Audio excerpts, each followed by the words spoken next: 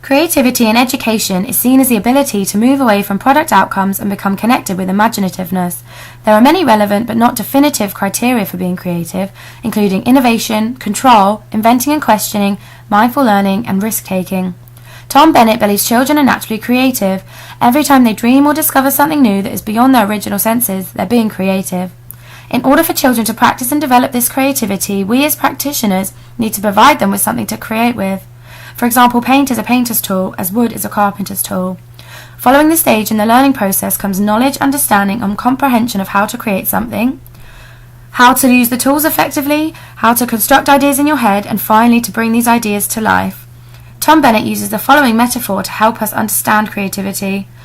We can give them an anvil, a forge, and a hammer. We can show them swords and shoes and breastplates. We can let them try for themselves more and more as they learn. Teaching creatively is defined as teachers implementing imaginative and progressive techniques to make the learning as interesting and effective as possible. Teaching creatively is an ethos, one which each school adopts and implements in different ways with one common aim: to make the learning experience relevant and interesting to learners. Teaching should reflect a dynamic, appreciative, captivating and caring ethos. During this process, teachers will be constantly developing their professional awareness, understanding and capacity for making connections between their own creativity and that of the children they teach. Nurturing understanding of the children you teach links to the contrasting idea, teaching for creativity. This process requires teachers to identify children's creative strengths in order to foster these. An argument expressed by Jeffrey and Kraft highlights a positive effect of this form of teaching as it intends to develop children's own behaviour and thinking, making learner empowerment its main objective. In teachers and children alike, there are a number of features which Teresa Kremen identifies as features of a creative individual, such as curiosity, independence in judgment and thinking, intuition, idealism, risk-taking, and a capacity to become preoccupied with tasks. Creativity also involves critical reflection of your own work. As a practitioner, we can encourage children to consider open questions. Children then begin to learn from their own work. This is not to say, however, that if children answer no to these questions, their work doesn't have value. The value comes from the learning process the children went through to create the final piece of work. Robinson describes creativity as a personal process, which children will interpret and understand in a variety of different ways. In ICT, the way some students learn may differ from the way others learn.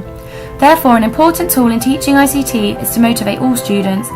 Ken Robinson states that, when students are motivated to learn, they naturally acquire the skills they need to get the work done. It is widely recognised that motivation and engagement levels of pupils are increased when learning skills and concepts are linked with ICT. In order to provide an even more exciting and rigorous curriculum, the renewed primary framework addresses the challenges and opportunities offered by the technologically rich world in which we live. The range of ICT activities it offers reflects the importance of ICT in the curriculum.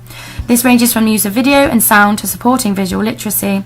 Computing in the curriculum aims to ensure pupils become independent and creative at a level suitable for the future workplace and as active participants in a digital world. A number of ICT-based adult-led activities which enhance children's creative skills.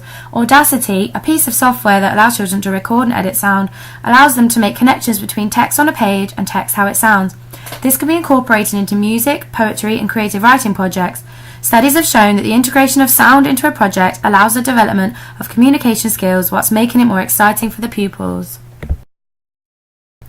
Creating mini films is a creative and exciting way to get children using their imagination whilst at the same time developing understanding in camera skills, media reporting and advertising, depending on the project theme.